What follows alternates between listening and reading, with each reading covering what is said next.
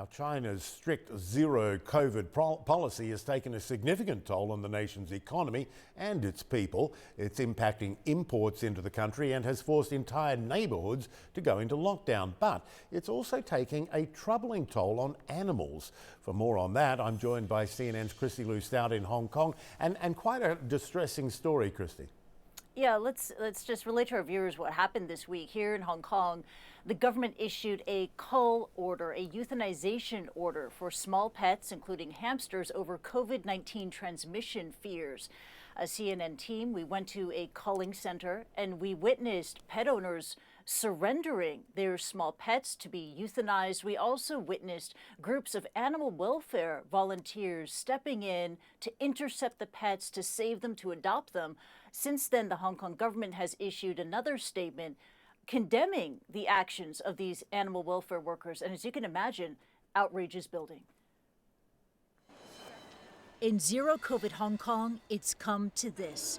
Owners surrendering their small pets after a cull order from the government over COVID-19 fears. An outrage from animal welfare workers. On Tuesday, authorities said that they will euthanize around 2,000 hamsters, rabbits, chinchillas, and guinea pigs over COVID-19 transmission concerns after a worker and 11 hamsters at the Little Boss Pet Shop tested positive for the coronavirus. On Wednesday, Hong Kong authorities strongly advised people who purchase hamsters after December 22nd to hand over their pets to be tested and euthanized. We cannot exclude the possibility that the shopkeepers was actually infected from the hamsters. The import of all small animals has been suspended. All pet shops selling hamsters have been asked to halt operations until their animals test negative. And around 150 customers of the Little Boss Pet Shop have been sent into quarantine.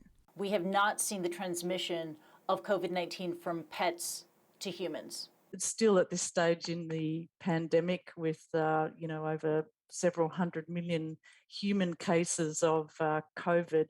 We haven't seen any pet to human transmission. The U.S. Centers for Disease Control and Prevention says the risk of pets spreading the virus to people is low. And many Hong Kong netizens are outraged. Tens of thousands have signed online petitions against the culling of small animals. One petitioner writes, "Small animals have lives. Please respect these poor lives and stop making inhumane decisions."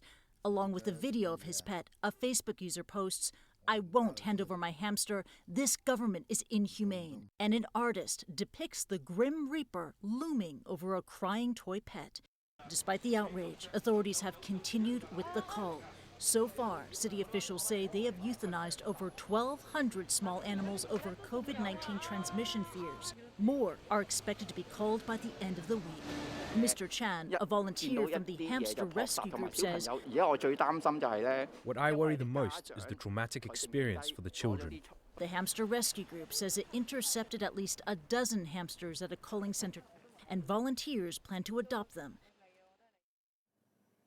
To many here in Hong Kong, the hamsters are seen as just the latest casualties in Hong Kong's zero COVID policy. And there are also concerns about whether other pets like dogs and cats could be next. I posed that question to Vanessa Bars. She's the animal health expert at City University Hong Kong, and she said there's no need to be concerned.